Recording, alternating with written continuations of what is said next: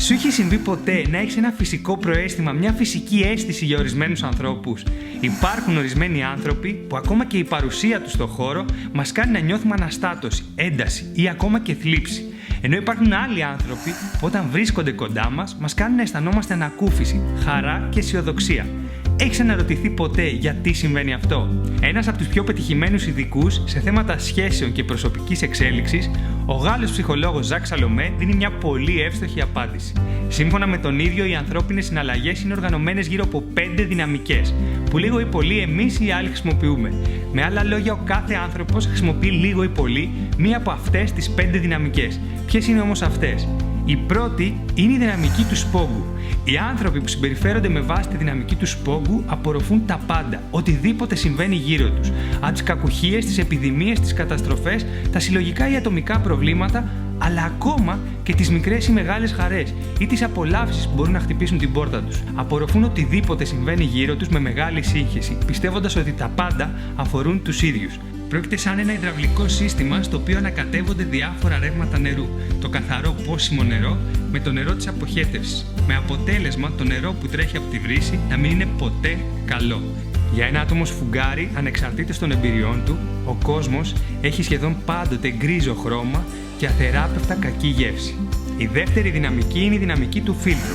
Οι άνθρωποι φίλτρα ακολουθούν πιστά την πρακτική του να κρατούν μονάχα το κακό και να αφήνουν το καλό να γλιστράει. Η συμβίωση με ένα άτομο φίλτρο μπορεί να είναι αποκαρδιωτική, αποκρουστική, αλλά κυρίως εξαντλητική. Ένα άτομο φίλτρο σας δίνει την αίσθηση πως δεν αξίζετε τίποτα σε κανένα τομέα. Οτιδήποτε και αν προτείνετε, προσφέρετε ή μοιράζεστε, ένα άτομο φίλτρο έχει την ειδικότητα να προσπερνάει οτιδήποτε καλό, να παραβλέπει οτιδήποτε θετικό και να κρατάει μονάχα τα κακά. Έζησα για περισσότερο από 9 μήνες με έναν άνθρωπο φίλτρο και κινδύνεψα να χάσω τη ζωτικότητά μου. Ήταν ο πρώην μάνατζέρ μου και είχε την ειδικότητα να βιάζει την ψυχολογία κάθε υφιστάμενού του, εστιάζοντας σε οτιδήποτε αρνητικό, ακόμη και σε μία καλημέρα. Η συμβουλή μου: απομακρυνθείτε όσο το δυνατόν γρηγορότερα από έναν άνθρωπο φίλτρο πριν κινδυνεύσετε από την απελπισία να χάσετε τη ζωτικότητά σας. Η τρίτη δυναμική είναι η δυναμική του χωνιού.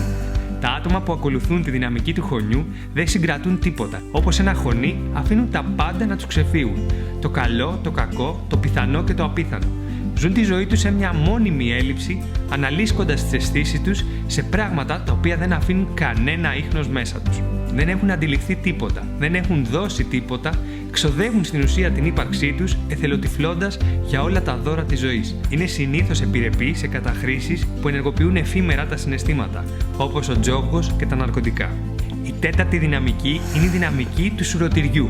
Εκείνοι που γνωρίζουν αυτή τη δυναμική ξέρουν να συγκρατούν το καλό και να αφήνουν το κακό να περνά. Εποφελούνται εχμαλωτίζοντας τα θετικά της ζωής, τις χαρές, τις ειδονές, εν γέννη οτιδήποτε συνιστά το θαύμα της φύσης. Σχετικοποιούν, αποδραματικοποιούν και αποδέχονται το μεγαλύτερο μέρος της ζωής, ακόμα και τις δυσκολίες, με μια μεγάλη αγκαλιά. Η συμβίωση με έναν άνθρωπο σουρωτήρι μας κάνει να αισθανόμαστε όμορφα, μιας και αυτοί οι άνθρωποι συγκρατούν μονάχα το καλύτερο από μας. Η πέμπτη και πιο σπάνια δυναμική είναι η δυναμική του αποστακτήρα. Πρόκειται για τη σπανιότερη και την πιο περιζήτητη δυναμική ανθρώπων. Σε οτιδήποτε συναντά ένας αποστακτήρας, γνωρίζει πώς να συλλέγει μονάχα το καλό και να το μεταμορφώνει σε κάτι θαυμαστό. Ίσως να είστε τυχεροί και να έχετε συναντήσει έναν αποστακτήρα. Οι αποστακτήρες είναι σπάνιοι και πολύτιμοι. Και αν κάποτε συναντήσετε κάποιον, κρατήστε τον όσο πιο κοντά σας μπορείτε. Τώρα λοιπόν, ίσως μπορείτε να καταλάβετε γιατί και μονάχα η παρουσία ορισμένων ανθρώπων μας κάνει να αισθανόμαστε ένα ιδιαίτερο συναίσθημα.